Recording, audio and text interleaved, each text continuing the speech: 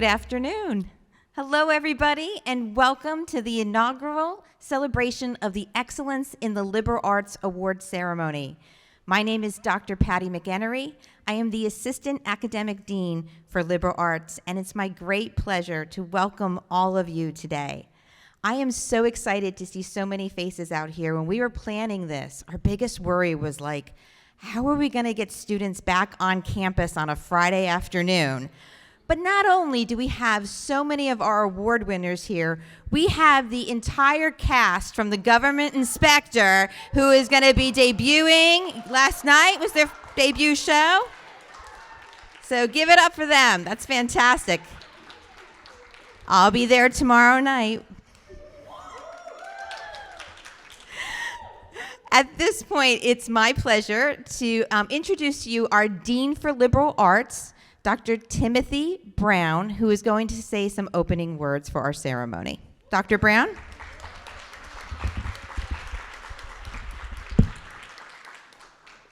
Thanks.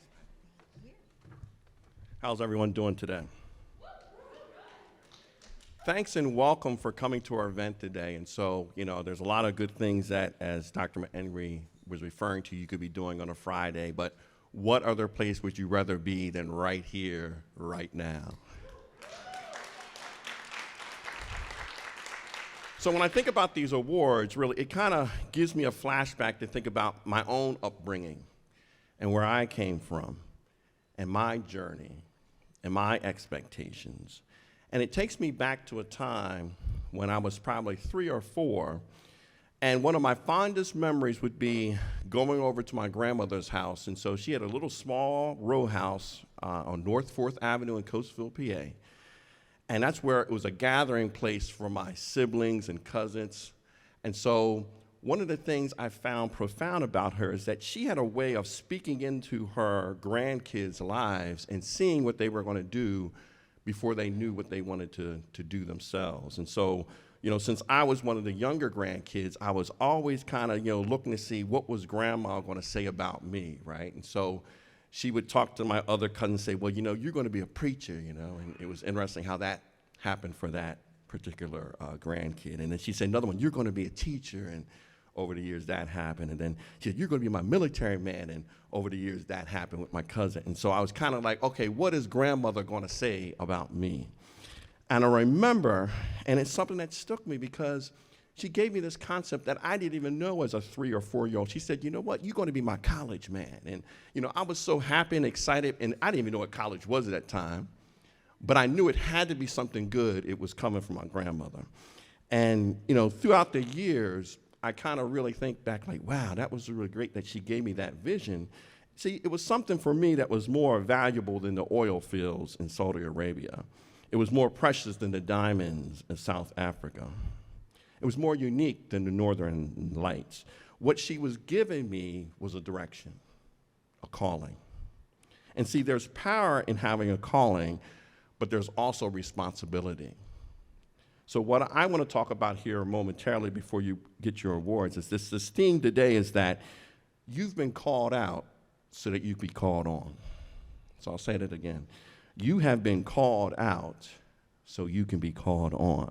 In other words, with having a calling is a responsibility, right? Because we have this award called the Excellence in the Liberal Arts. Think about it. Excellence. Excellence is not a one-time thing, right? It's something that, when I look at the definition, it talks about the condition of excelling or demonstrating superiority. It's something that a person excels, but I think that doesn't even capture it. When I think about excellence, it's attaining the highest level of achievement on a consistent basis. It's not a one-time thing. It's not like an occasional occurrence. It's not like, oh, when I feel like it or if I have an interest. No, it means excellence is that this is something that you're doing over and over. It's about effort. And I know it's true because I saw that 21st century philosopher who said it, Kim Kardashian. She said, if you put in the effort, you'll get what you want. And so when you think about all famous people, whether they're Bill Gates or Oprah Winfrey or LeBron James, or whoever you talk about it, think about it. They had to have the highest level of achievement on a consistent basis. And so I'll come here before you to say that, many people have a calling, but very few have a perseverance to live out their calling, to reach the level so that they reach excellence. So my question today for you is, why not you? And so I'm going to talk briefly and talk about 3 ingredients that you need to have to protect your calling. And so the first one is that you need confidants. And see, confidants are more than just friends, right? Because friends, as we all know, they come and go, right? When you need something, sometimes the friend will seek you out, right? Friends sometimes have other interests. See, but confidants, these are people who are sticking with you thick or thin. They are people who are going to tell you right from wrong.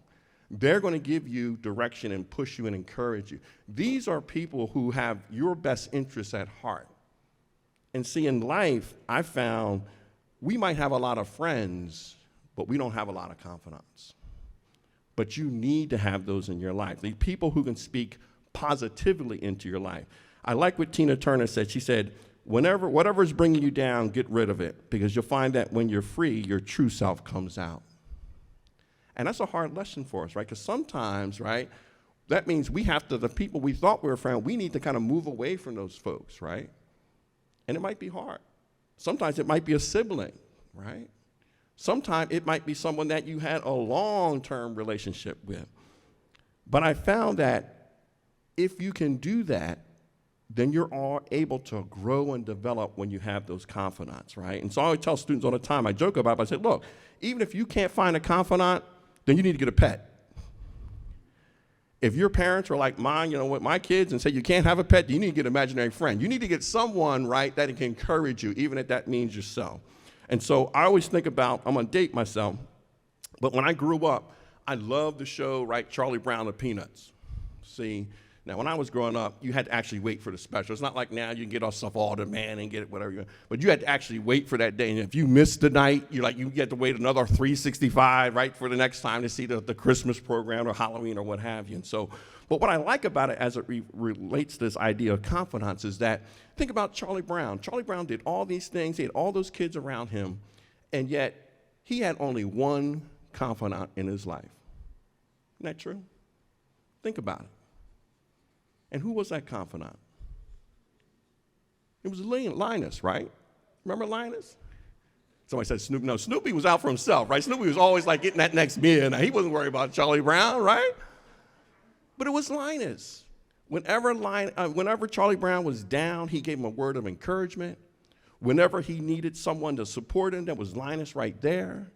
Whenever there was a time where there was a disagreement, Linus would kind of give him that big perspective and, hey, Charlie, this is how things work in life. And Charlie Brown was discerning enough to realize then that Linus was someone who was speaking positively into his life, right? But here's the part about confidence that we have to kind of keep in mind is when you think about it, Linus was not the most popular person in that group, was he? Right? Matter of fact, if we look at it nowadays, right, Linus had a lot of issues, didn't he, right? He walked around with a blanket, right? He sucked his thumb. He had a little lisp, right? But Charlie Brown knew he was discerning enough to say that, this person has my back and he has my interest, and so I can trust where he's trying to direct me. And so my encouragement is that you need to be able to find those confidence in your lives, those confidants, so that they can support you in your lives. Second point is the idea of building community.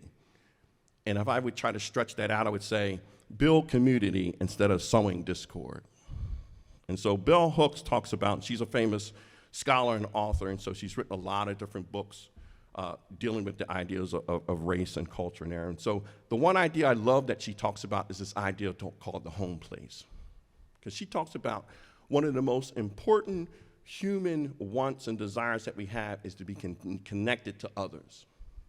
And she calls that the home place, the place that when you're with others, you're totally understood, that you don't have to explain yourself, right? There's an implicit understanding that, I see things and understand where you're coming from. And see, that's where we have to be in our lives, right? we need to be building community so that we can build one another up.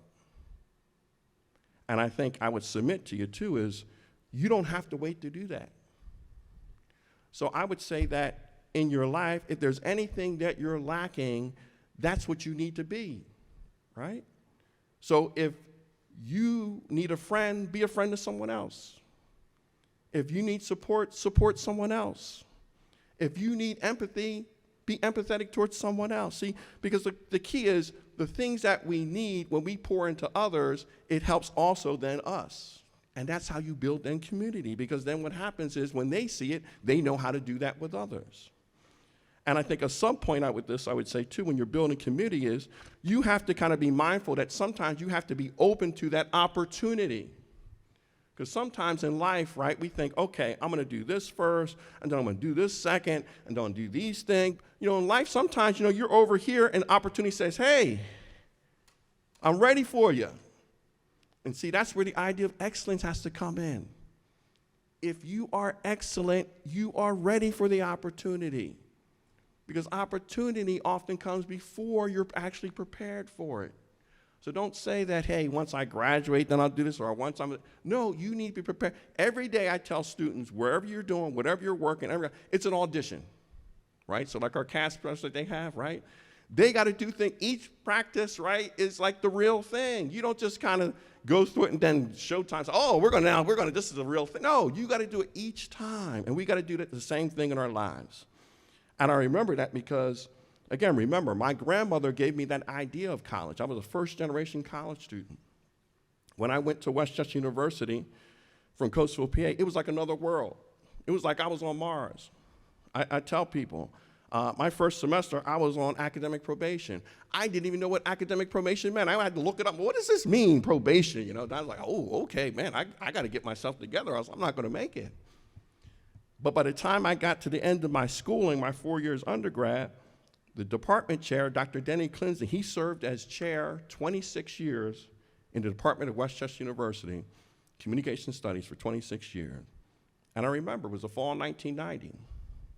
I just finished an internship at Fox 29 Sports Department.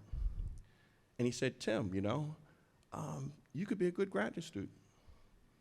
And I was like, me? I don't work. I don't do that. I don't put the books up, right? And he's like, no. He said, listen. He said, the university exists to change people's lives. That's what I do. You can go get your degree and do the same for others. It was a calling, right? He was supporting that. And so the third point is be a servant leader. My late mother used to say it all the time. Be a help, not a hindrance, right? Because true character of people come out when they don't get what they want, right? Because it's easy when everything's going right. It's easy when you have a fat bank account, right? It's easy when your car's not broke down, right? It's easy when you have kids if they're not getting in trouble, right? See, it's easy when all those things are going right. But see, when things go wrong, that's when you can see the real character of people. And see, that's why you have to be building community and have confidence in your life so that when you're in those particular moments, you have people that can support you. And then vice versa when they're in that particular role. And see, I learned that at a young age. When in my neighborhood in Coatesville, there was a place, we called it Greenfield. It was our Citizens Bank Park. It was our Wachovia Center. It was a place where we all played sports together. It was just an empty lot at the time. But see, what I learned is playing with the neighborhood kids, I learned valuable lessons of leadership, right? How to encourage people, how to coach people up so their skills got better so you can put them in a different position, right? You learn how to be empathetic. You learn how to work together. You learn how to resolve issues. A lot of times I tell people the leadership positions I have, I learned those things playing with those little kids when we were 5, 6, 7 years old. Same particular approach, just different people. And so being a servant leader is a way that you can do things in excellence. So I'm going to kind of bring this to a close here, but again, remember my theme here today is you've been called out, so you've been called on, right? So when you get this award today, think about, doing things in excellence, not just one time or for a week or for a year, but you want to do it for a lifetime. And in order to do that, you need confidence, you need community, and you need to be a servant leader.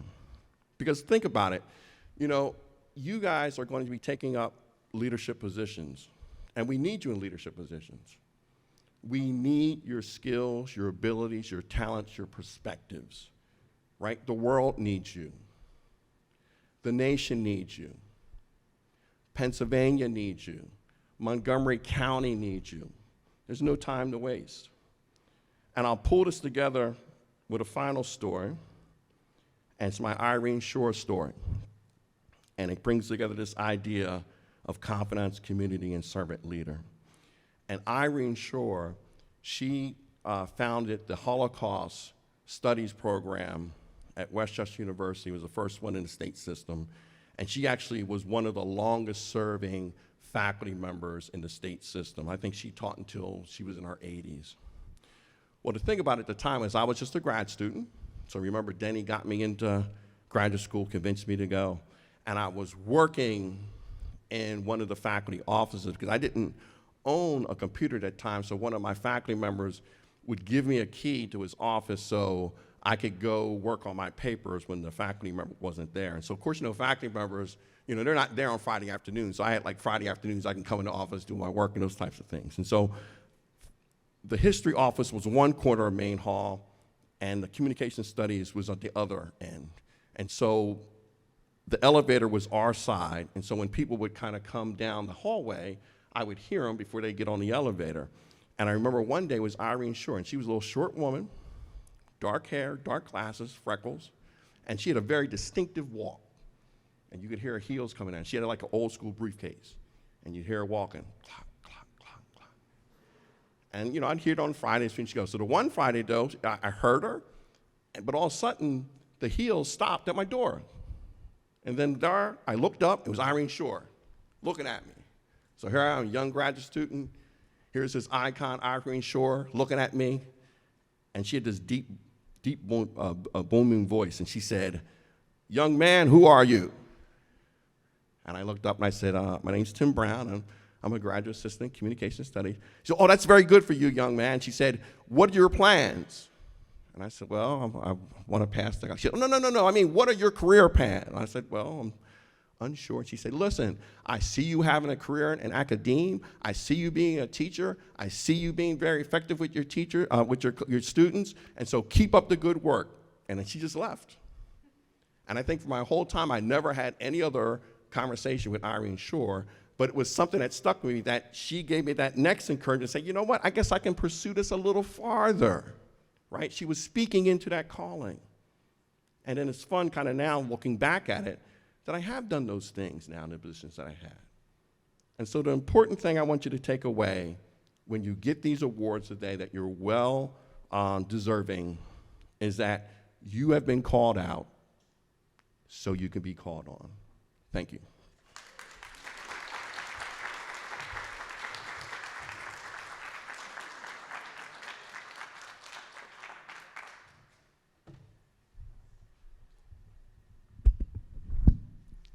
Thank you, Dean Brown, for that example of excellence in public speaking. That was wonderful. Thank you so much.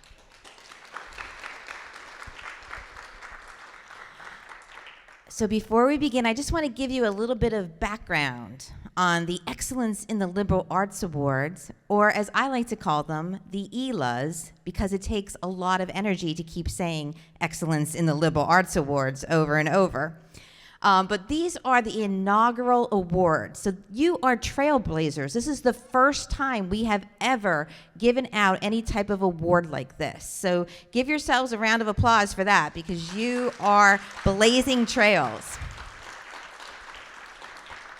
And even more remarkable than that is the fact that these awards are so unique because they are faculty nominated and faculty selected awards. We just put a call out to our faculty and said, put forward the names of students that you feel represent excellence. We didn't care about your GPA. We didn't care if you had financial need. We just wanted students who knocked our socks off with the work that you do and the people that you are. And that's what we're going to honor today. So that's a very, very unique thing that you're going to find here, because many other awards do have criteria of GPA or money attached to a financial need. Ours does not. This is truly excellence. And what else is also unique is that we're honoring all 17 disciplines in the liberal arts. That is a very, very big division, but it gives us a chance to recognize work in areas like anthropology, reading, philosophy, strategies for college success, English as a second language. So we get to put some of those smaller programs and show, look at this, we're doing amazing work in these areas too. So we're very, very excited about this. So today, when you come up in front of the podium, you're going to be awarded a medal. Dean Brown is going to put that medal on you. We're also going to give you a certificate, and we're going to present you with a bracelet. The bracelet is made from honor cord. So that when you graduate, you wear an honor cord. But what it is, it's made in the colors of liberal arts, which is white, which represents arts and letters, English, history, literature, sociology. Brown for our fine and our performing arts, and pink for music. So at this point, I'm going to turn the microphone over to Dr. Amanda Gatchett and Professor Meredith Frank from our Communication Studies Division, and they will be announcing the names of our award winners.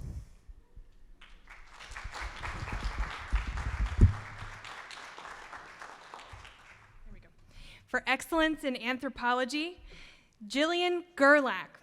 So Dr. Lynn O'Brien said about Jillian is a straight A student in anthropology and created a killer presentation for Anthropology 101, Introduction to Archaeology, on ceramics industry of the Minoan civilization, pottery of the early Minoan period. Simply outstanding. So Jillian, if you want to come on up.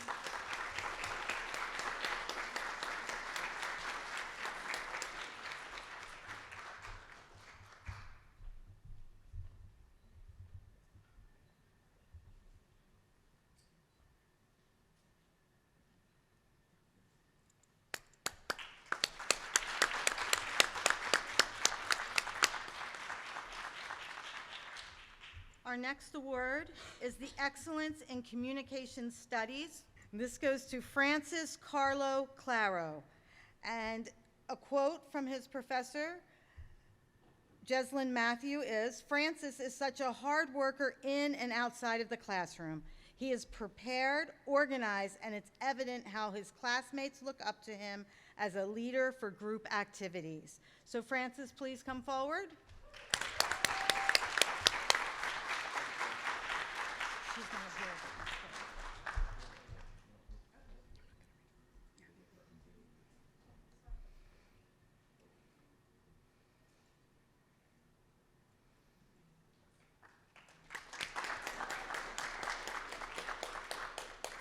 And our next award is Excellence in Dance, and our recipient, Alexa Geis, already received her award at the dance recital yesterday, so she's got her award.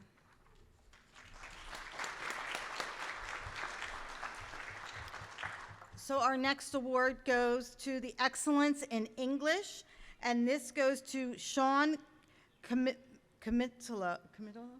Okay, Comitolo, did I say that right, Sean? Okay, all right. And his professor, Deborah Pinkerton, says, "Sean is a very respectful, diligent student.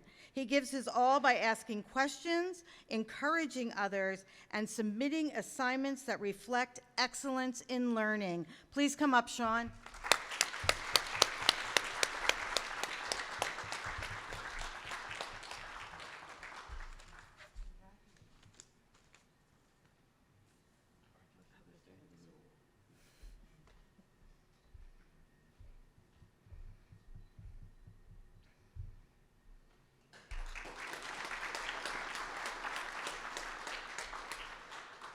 Our next award is for Excellence in English as a Second Language. And our winner is Zainab El-Tieb. And Dr. Barbara Aris, who nominated Zainab, says, I want to honor her for her tenacity and ability to refocus and succeed. So congratulations, Zainab.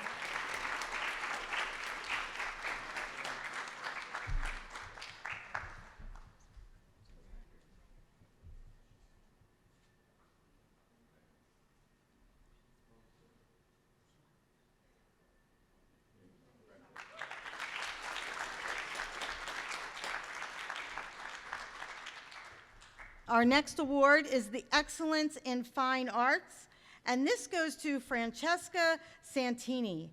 And Professor Cheryl Glover says that Francesca has proven herself to be a dedicated student who poses throughout thoughtful inquiries to best understand the learning objectives of any assignment and has always contributed to creating a supportive learning environment in the classroom. She was willing to devote her energies, talents, and dedication to serving as the editor of the Arts and Literature magazine, where her leadership abilities were abundantly evident. Francesca, please come up.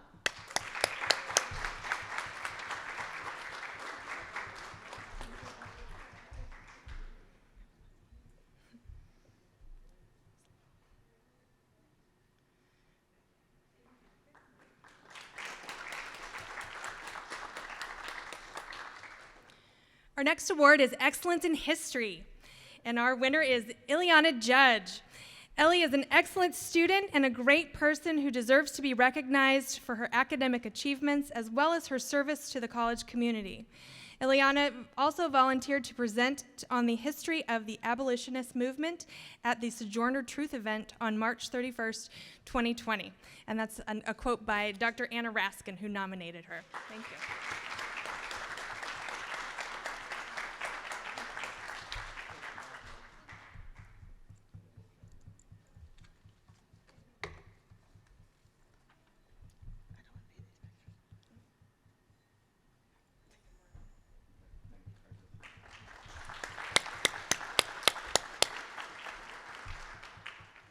Our next award is the Excellence in Liberal Studies, and this is going to Jessica Bergey. And Dr. Kathy Carsley wrote that Jessica exemplifies what is most essential in a liberal studies students: a deeply thoughtful and exploratory approach to interdisciplinary learning. She not only participates in her classes with understanding and intelligence, but she also allows other students to come along with her in her intellectual journey. She represents the generosity of temperament essential for success in liberal arts. Jessica, please come forward.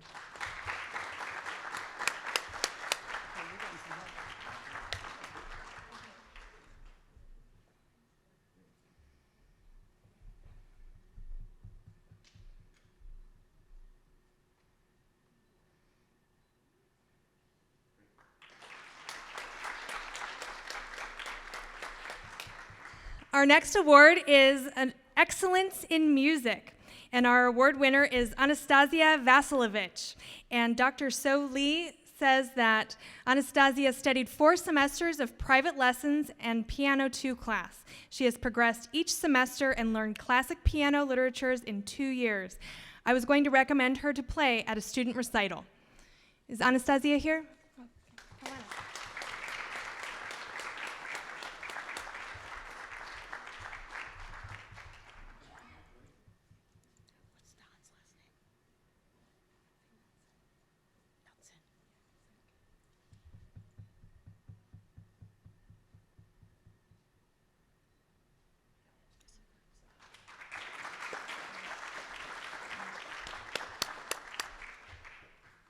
Our next award is the Excellence in Philosophy to Rachel Bernstein, and this is from Professor Don Knutson. And he says that Rachel cares deeply about how she expresses herself in words. She thinks her words through, looking for an angle or two that best describes her meaning.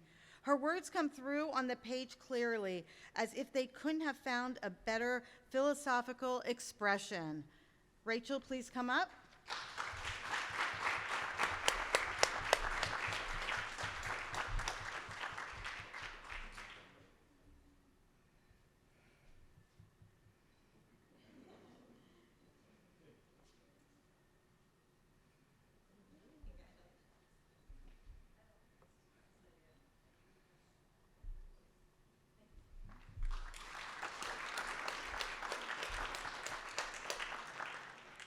Our next award is Excellence in Political Science, and our award winner is Nicholas Pacheski.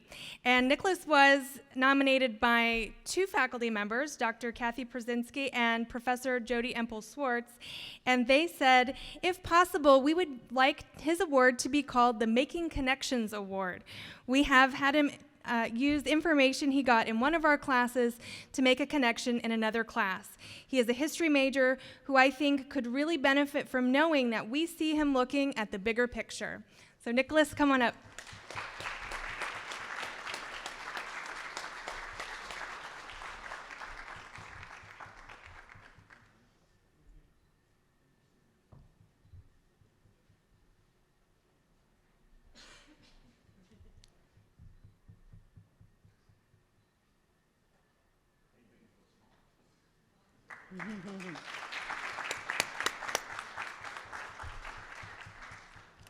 Our next award is the Excellence in Reading, and this goes to Claudia Castro-Diaz. And this is from Professor Terry Stiles. And she says that during her semester as a Reading 010 student, she gave 150% to everything she did and always helped the other students if they needed help. She works full-time, has a family, and is going to school here as well. She is just amazing. Please come up, Claudia.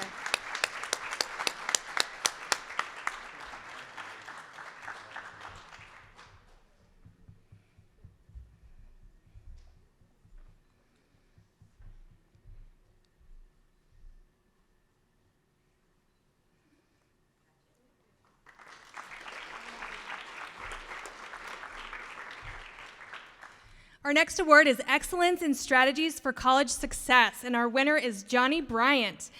Professor Jennifer Mullins says about Johnny that he's not afraid to ask questions and take risks. He has shown a true enthusiasm for learning and exemplifies many of the qualities and habits that contribute to student success. So Johnny, come on up and get your award.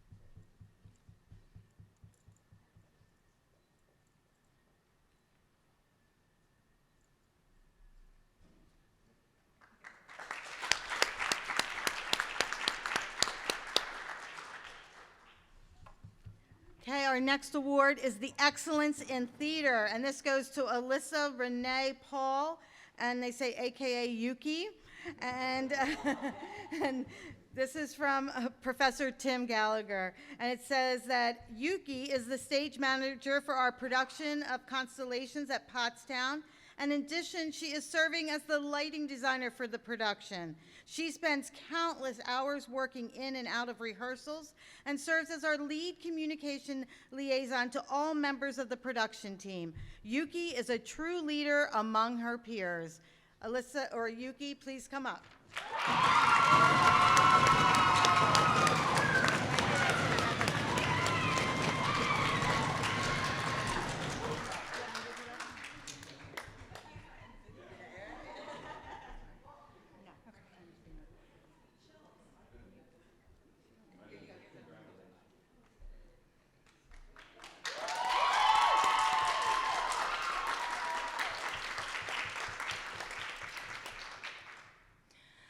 Our next award is Excellence in Public Relations, and our winner is Robin Hart.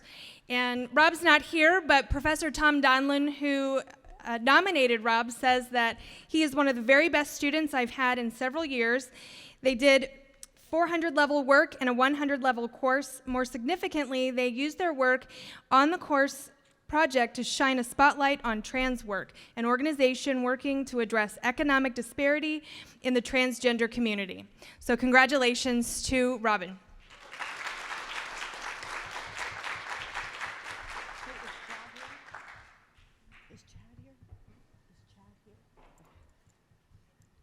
Our next award is to the Excellence in Sociology, and it's going to Chad Curson, but Chad is not here. But Dr. Sophie Demasi says that Chad carefully researched posts, consistently provoked meaningful discussion among the members of the class, and he consistently prepared carefully for class discussions, frequently participated in and initiated classroom debates, and was never afraid to ask difficult questions about controversial topics. He exhibits the kind of critical thinking we expect of college students. If his other career plans don't work out, he would make a terrific sociologist.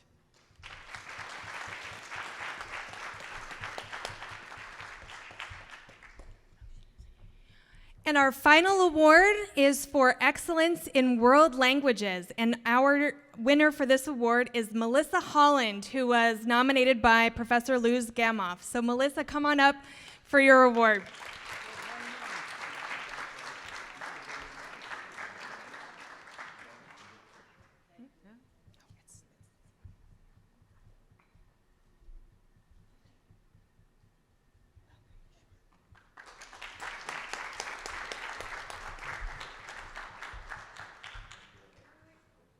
Thank you very much, Professor Frank and Dr. Gatchett. We also have a number of nominees. We just want to point out, these were other students who were nominated for the awards. They were not the recipients, but we just wanted to recognize them as well. So congratulations to all of our winners. We're just so proud of you.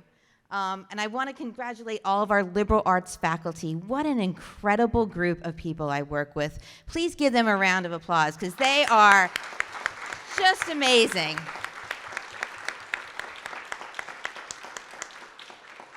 I would also like to thank Dr. Timothy Brown for his leadership of our division. He's steering us very well. And my ELA co-planning committee, Professor Frank, Dr. Gatchett, Miss Amanda Powers, and then me.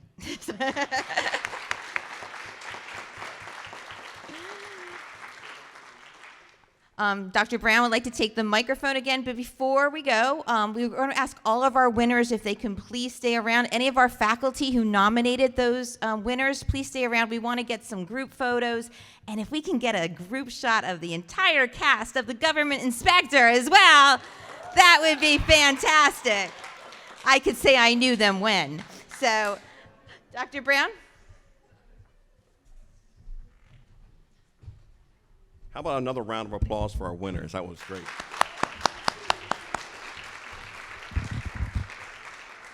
And I have to say, I want Yuki's fan club, man. You know, I need that fan club. And right before we close, I just wanted to make sure to take the moment because, you know, this is my first year serving as Dean of the Liberal Arts here at Montgomery County Community College. And I did want to take a moment to thank the two folks in our office who have done a yeoman's job. I don't think people really realize, you know, I get all the accolades because I'm the one up front, and sometimes I go to all the meetings and things, but in order to have a really well-run division, you need people supporting you and doing all the tasks that don't always get the accolades. And so whenever there's a need, whenever we need information, whenever we need to follow up, whenever even details like this have taken place, and all the different little things that pop up that have to be taken care of, they do it willingly, they don't complain, and they give a great effort. And so I do want to take a moment to thank Dr. Patty McHenry and Amanda Powers. We have a little something for you up front as a gift and thank you, so you guys can get it. And let's give them one round of applause, and then we'll have award winners will come up front. Thank you for coming today.